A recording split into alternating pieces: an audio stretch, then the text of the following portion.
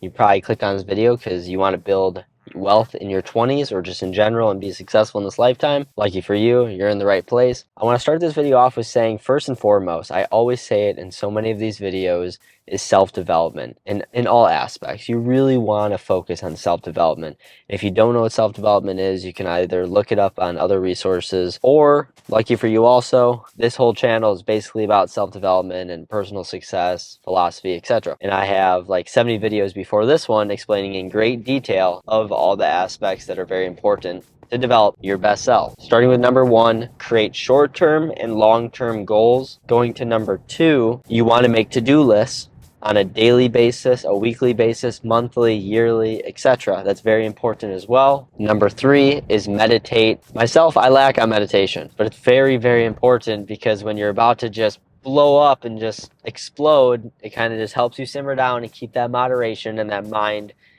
in a set marginal manner and not too extreme one way or the other. Number 4, cleanliness. I really recommend to always be clean. So cleaning your car, cleaning your environment, your locker, whatever that may be, wherever your personal space is, clear it, because whatever your environment is like that you typically are going or you're in, that's basically foreshadowing kind of your mind and what you got going on in your life. Because if you're all messy, scrambled all over, that's a huge indicator of who you are as a person right now. Number 5, get exercise. I can't stress that enough. Get exercise. I don't care if you don't like the gym or you don't like running. I don't either, and I truly don't. I just do it because it's such a good relief for your mental state and, of course, your physical. Cardio is obviously good for your cardiovascular. You really want to hit physical. It's going to help. Trust me. You don't want to try to play catch up when you're 30, 40, or 50. You want to start incorporating these things now in your regimen so you don't have to try to push back so much when you're older. You're here one time, take care of your body. Look at your body as a car. Are you going to put in good gasoline and actually get proper oil changes and checkups? Or are you just going to kind of be oblivious to it and be like, oh, okay, I don't need it. I'll let my body go. And then your physical health goes down, then your mental health goes down, and you lose your job maybe. And then, it just keeps going downhill from there. So instead of trying to let yourself lack in some aspect that could be detrimental in all aspects of your life, focus on every single one and what you can improve. That's self-development. Number 6 is don't procrastinate. Get things done. So back to like the earlier steps of what I just said of making a to-do list and having goals and all these kind of things. You want to get them done ASAP. Don't procrastinate, get it done. Put action into it. And I mean that. Learn just enough and educate so you can learn how to do something, but there's a difference between watching and action. Action is going to become the reality. Just watching and all these things other than action is still you not doing action. It's very important to implement that. And the faster you get things done, it's going to be fun. Like, for example, if you look at your to-do list like a video game where it's like, boom, 1 point, 2 points, 3 points, and then at the end you're done. And then maybe you're deserving of a little treat at the end of the day of watching maybe one fun YouTube video or one cheat meal, maybe. I don't know. Depends how extreme your regimen is. Number 7, last but not least, very important, consistency, consistency, consistency. You will not fail and you will not lose unless you give up or you stop. Consistency is always going to win because with consistency, there's time, and with time, it compounds. And that is going to lead me perfectly to the next segment of this video. In all seriousness though, if you implement these things to your daily regimen, you are going to be so far ahead of many individuals around you. And you're not going to recognize the person that watched this video today from the person that's, a year from now, 2 years, 5 years, 10 years, forget about it. And also you want to take note on is us as humans, we don't want to do something or put in action unless we have a goal or we're being told to do something.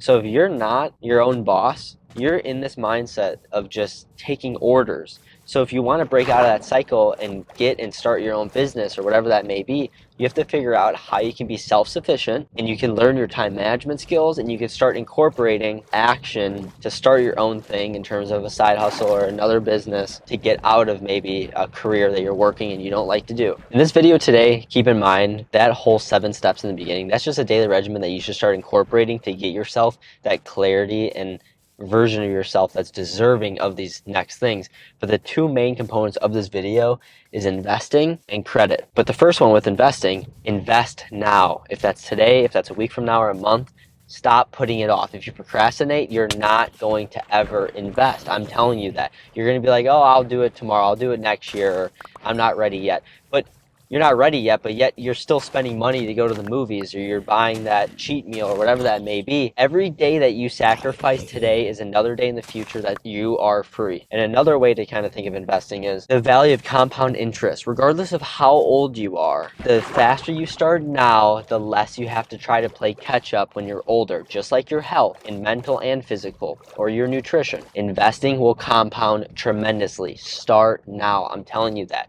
Roth IRA especially. I'm not saying you have to learn stocks or anything. And if you do invest in stocks other than Roth, just do basic S&P 500, which if you don't know already is the top companies in the world. And if something happens to all of them, then we got bigger problems on our hands to be worried about however much thousands or millions that you have invested, because we have an economy that's probably collapsing. But other than that, with your Roth IRA, you can max it out to about $6,500 a year. I think now for 2024 is actually around $7,000 if I'm not mistaken. And just to give you an idea of how important investing is, if you just did your Roth IRA at $100 a week from age 20, and you did that till you're 65, and say you were just profiting the average rate of 8%, you would have $540,000 by 65 by just contributing $100 a week. Now imagine if you're doing 200 and 300 and the list goes on, but obviously all you can throw in as a Roth to max it is 6,500 to 7,000, which again, depending on when you watch this video, 2024, 7,000. If you're under 50. If you're over 50, I believe you can actually do more. I think it's 7,500 or something. They've changed it, but still, 6,500, 7,000 a year. If you worked at McDonald's, I mean, you can come up with that amount of money. You just have to be disciplined, and you have to sacrifice every day now so you can have a free day later. Now, if you do have an entrepreneurial mindset, I do recommend, I'm not old school, trust me. I highly recommend investing in yourself, in your health, in your education, in your environment, and experiences. Those things are going to be so much more valuable than just putting X amount of dollars away in your Roth or long-term investing. Because before you just start investing, you have to learn how to obtain or make money first and how it works. Once you understand how things work, you build a network and all these resources, you build the value yourself, then money's going to attract to you. Then you just have to figure out how to sustain it. So first you have to learn how to make it, then you have to learn what it's about, then you have to learn how to maintain it. That's why you see sports players or celebrities go broke, because they don't know or have advisors to help them sustain it. They just know how to make it. So if you want my opinion, I think investing in yourself is perfectly or the best thing to do. Start a business, start a side hustle, do something to start making money outside of your job or career or another income if you already are an entrepreneur, etc., etc. Myself as an entrepreneur, I've done that. I've done the starting a business, investing in myself, my personal health, my personal education, then start a business and then invest, and input-output system. I always made sure my inputs were very healthy, so my outputs were even better. Don't try to time the market, and don't listen to some person with like this new meme coin or something. If you have the money to like lose, do it, because you're basically throwing money like you're gambling. It's blue-collar gambling essentially. So just be very wary and confident, or at least calculated on if you are going to throw something at a stock, but don't try to predict it, and don't let your emotions get the best of you. If you're going to invest in your Roth or just anything long-term, just put it in and just envision that you're not going to touch it even potentially after even 10 years. Honestly, if you can wait till you're 59 and a half, that's the most ideal if you're going to do this type of investing. But it has tremendous payouts if you can stay in the game. The last part of that I would say is do not take advice from someone you would not trade places with. That would probably do some tremendous decline in your growth by not listening to that one. That's probably the best thing or piece of advice that I've heard myself. But moving on to credit. Credit is very important. Credit is what will get you above the working class almost. Credit is what's going to give you more opportunities, but that's also the cap of where people stop. People think that, oh, hey, I'm upper middle class. I can get a house. I can get, good rates on loans or interest rates on my vehicles or whatever that may be. But wealthy people then, after this step, obviously learn about how money's a tool and the input-output system, the economic system, the world scale, etc., etc. But today, I'm not going to the next level. We're just talking about the basic fundamentals to build this, and then maybe we can talk about that in another video. If you guys are interested, or girls, please drop a comment, and I'll definitely follow through. Also, before I keep going on there, I don't ask, or I'm not selling a course. All I ask is if this stuff is useful or helpful and you genuinely like tuning in, I really appreciate and read through every comment. And I also really appreciate if you'd smash a like button and a subscribe. Not going to try to sell anything else. That's all I ask. It's free to you. And following up with credit, download Credit Karma. I know you have a phone or a laptop because you're watching this somehow or some way, some fashion or form. Download Credit Karma. You're going to be able to see where you're at with your credit. And if you don't have a cosigner or anyone that's a peer that's helping you with credit, then you probably don't have any credit. But still, download Credit Karma, fill out what you have to. It's one of the most credible apps that you can use. I wish someone told me that sooner.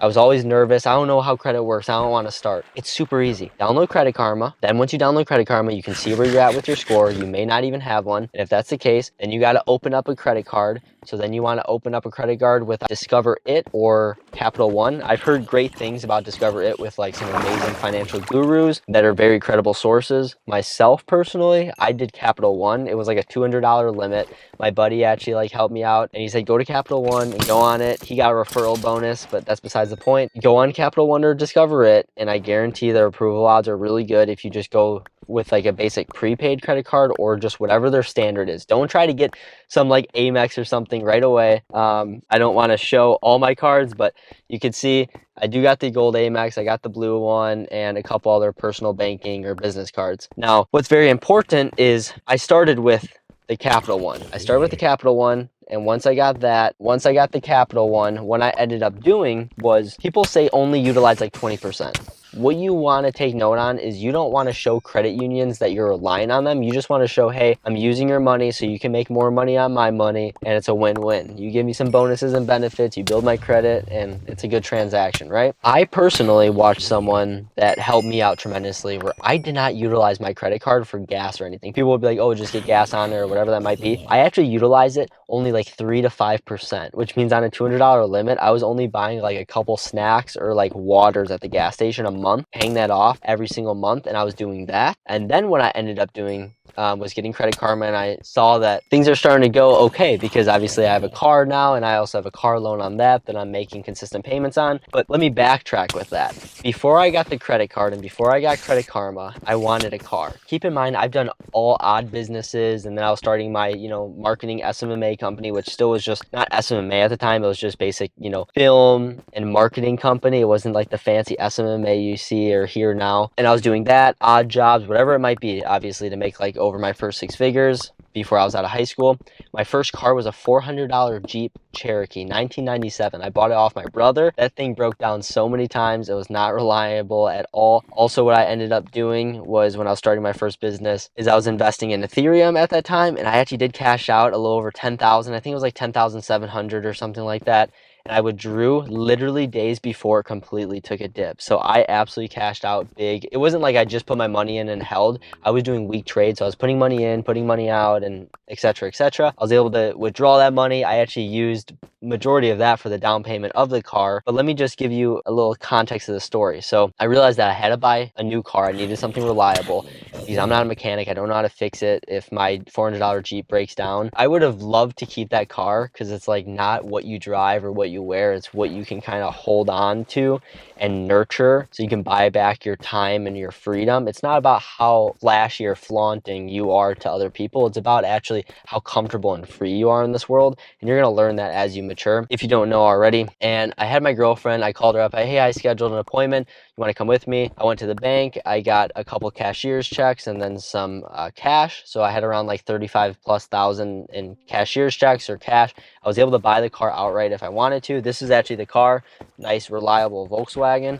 SEL sedan, and I'm in there and I remember telling the salesman like I need to build my credit, but I think I don't have any credit, which they consider you as like a ghost, and I didn't have a cosign or anything. I said I do need to build my credit, so find whatever you can with a lender. They found me a lender after like 13 hard checks, and I got 30 hard inquiries and checks, and then got one lender with a high paying interest of like 13+% that I actually also never refinanced. So that's another mistake that I recommend refinancing refinancing when your credit gets better, but I got busy and I'm just like, I don't really care. I'm gonna pay it off fast. So I was doing triple or quad or even greater payments. I think my car payment was like 300 something a month, and I was paying like 1,000 to 2,000 a month just paying down that principal. I put $15,000 down that day and still actually got screwed with a lender like that, which is crazy. I would never get into that situation or scenario now, but sometimes you have to basically buy credit. You have to transact a little high of an interest rate or give away some of your money to start building that credit. So now I had a car loan, and then I had my first Capital One card, and I'm building this, and a couple months, go by, and now I qualify for an Amex, hopefully. I'm like crossing my fingers. I'm like, will I get at least a blue Amex card, which is this one right here.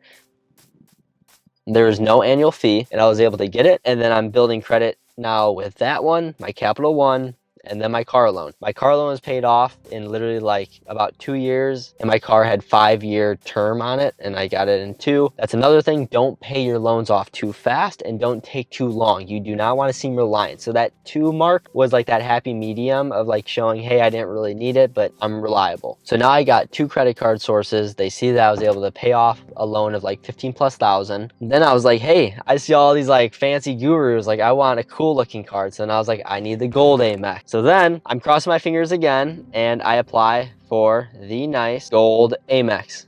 And I was able to obviously get approved. Very fortunate. There's an annual fee of $250 per year. It's one of my most used cards, and I use it for food and everything. And I build bonus points all the time. Like already, again this year, and we're in March, I'm already at like almost $1,000 in free money from just spending it. And if you utilize all the incentives that they give you, like Uber Eats or just whatever they have on there, it's really beneficial. But keep in mind, there is an annual fee, and don't ever close your old card, because some people, I've had some friends where it's like, yeah, like I didn't like my old one. I like my Amex. I don't need that one. And they chop it up, or they don't close it, or they do close it. And then that's your oldest card credit history. Now your credit gets hit a little bit or a lot of it. You always want to keep your first card that you open always open. Never close it, and also make sure you're not inactive with it or they will close it. So what I mean by that is, what I do with that Capital One is I'll still go in the gas station sometimes and still buy at least a water, and then I have auto pay on. That brings me to the next very important thing, is always have auto pay. Auto pay, auto pay, auto pay, auto pay, auto pay. I will say that so much, I'm not even kidding. Whenever you have anything with credit cards or loans, basically money that is not yours, it is not yours until you pay it, set up auto pay. So all my credit cards, all my loans are all set up to auto pay, so I never miss a payment. I can never get hit by it, because I'm telling you right now, credit is solely your credit history of how long you've been in, and also the history of how often and credible and accountable you are to making sure you make a payment. And don't show your reliability to their credit either. And they will start giving you bigger and bigger and bigger amounts that you can spend with your credit. And if it's not common sense by now, it is not your money. So if you're using a credit card, don't spend any more that you wouldn't already on your debit card, because you're going to get yourself in a whole lots of trouble. A lot of old-fashioned parents will say, don't use credit cards, they're horrible, blah, blah, blah. And that's because they've had personal experience in a negative way with them. My girlfriend's parents are the perfect way. They're very successful within their careers and everything, and amazing, smart people, but they really have a hard mindset when it comes to credit. It took a lot for me to explain to my girlfriend until she was like, hey, that actually makes sense. Why is schools and people not really teaching this? I mean, some schools do with like basic business programs, but most honestly don't. And that's very, very concerning. So like I said in the beginning of this video, focus on your self-development and those 7 things of your daily regimen, and just keep that up, and you're going to do super great things in this lifetime. I promise you this. And if you focus on your investing and you focus on this credit, you're going to be thanking me. You're going to come back in this in a year from now, 2 years, 5 years, and you're going to be like, you literally saved me.